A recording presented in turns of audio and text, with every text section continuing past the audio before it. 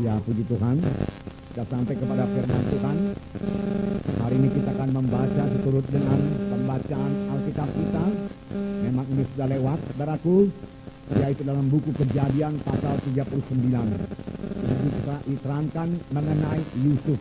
Yusuf yang berhasil. Sekali lagi saya ingatkan saudara, supaya sepanjang tahun ini kita terus membaca Alkitab kita. Ikutilah schedule pembacaan Alkitab. Maka hal itu akan membawa berkat yang luar biasa dalam hidup saudara. Nah, Yusuf ini, saudaraku, kita tahu Yusuf itu anak Yakub, saudaraku. Ada 12 orang anak Yakub, saudaraku. Tapi Yusuf ini anak dari istrinya yang bernama Rahel. Rahel itu elok parasnya. Tidak heran Yusuf ini juga elok parasnya. Ada 2 orang anak dari Rahel, yaitu Yusuf dan Benyamin, saudaraku. Saudaraku yang kasih dalam nama Yesus, kerjanya biasanya, saudaraku, yaitu gembala. Dia ikut dengan abang-abangnya yang 11 orang itu menggembalakan domba-domba, saudaraku. Itulah kerjanya. Tapi kemudian Tuhan mengangkat dia kepada kedudukan yang begitu tinggi. Dari manakah jalannya, saudaraku? Nah, juga bapaknya, saudaraku, tidak begitu mendidik dia, saudaraku. Yusuf menjadi anak kesayangan daripada bapaknya. Jadi bapaknya Yakub ini membeda-bedakan anaknya. Ada anak kesayangan. Anak kesayangannya nomor 1 yaitu Yusuf. Sehingga Yusuf diberikan jubah yang sangat indah, maha indah itu di dalam Alkitab, saudaraku. Hanya untuk menggembalakan domba, saudaraku.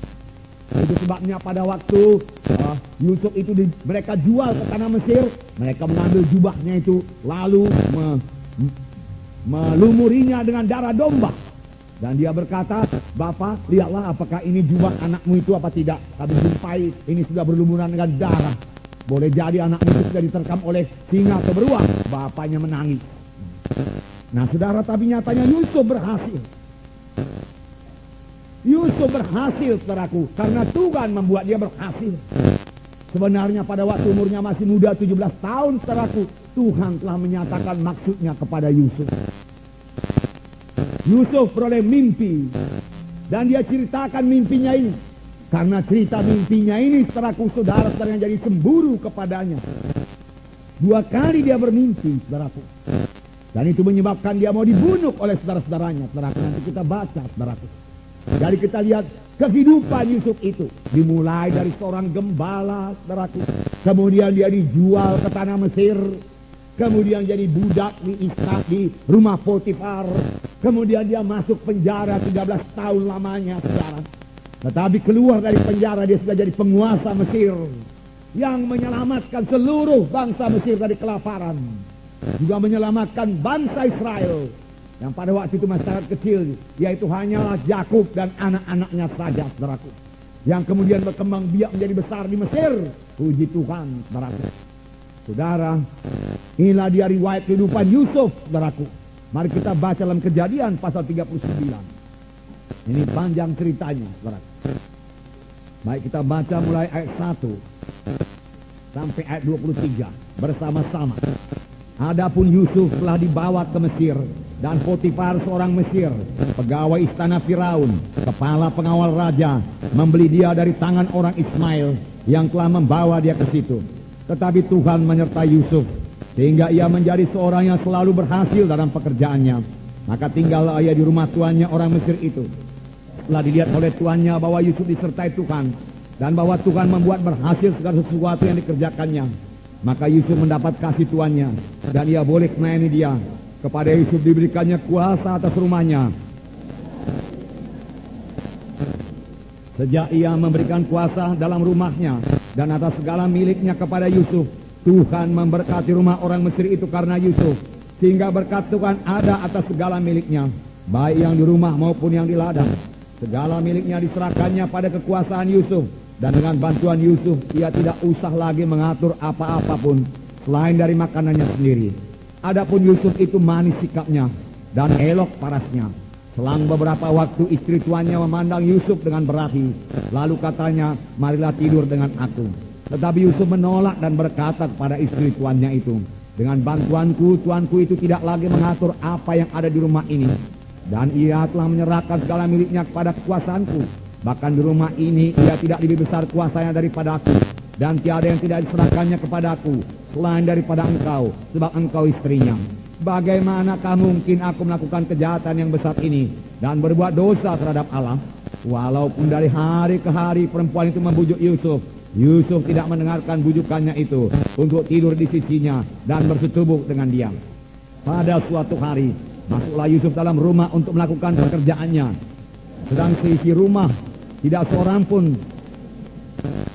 Lalu perempuan itu memegang baju Yusuf sambil berkata, marilah tidur dengan aku. Tetapi Yusuf meninggalkan bajunya di tangan perempuan itu dan lari keluar. Ketika dilihat perempuan itu bahwa Yusuf meninggalkan bajunya dalam tangannya dan telah lari keluar, dipanggilnyalah si isi rumah itu. Lalu katanya kepada mereka, lihat, dibawanya kemari seorang Ibrani, supaya orang ini dapat mempermainkan kita. Orang ini mendekati aku untuk tidur dengan aku, tetapi aku berteriak-teriak dengan suara keras. Dan ketika didengarnya bahwa aku berteriak keras-kerasnya, ditinggalkannya lah bajunya padaku, lalu ia lari keluar. Juga ditaruhnya baju Yusuf itu di sisinya sampai tuan rumah pulang. Perkataan itu juga lah yang diceritakan perempuan itu kepada Potifar, katanya, hamba orang Ibrani yang kau bawa kemari itu datang kepadaku untuk mempermainkan aku. Tetapi ketika aku berteriak sekeras-kerasnya, ditinggalkannya bajunya padaku, lalu dia lari keluar. Baru saja didengar oleh tuannya perkataan yang diceritakan istrinya kepadanya, begini-begitulah aku diperlakukan oleh hambamu itu. Maka bangkitlah amarahnya. Lalu Yusuf ditangkap oleh tuannya dan dimasukkan dalam penjara ke tempat tahanan-tahanan raja dikurung. Demikianlah Yusuf dipenjarakan di sana. Tetapi Tuhan menyertai Yusuf dan melimpahkan kasih setianya kepadanya dan membuat Yusuf kesayangan bagi kepala penjara itu. Sebab itu kepala penjara mempercayakan semua tahanan dalam penjara itu kepada Yusuf, dan segala pekerjaan yang harus dilakukan di situ dialah yang mengurusnya.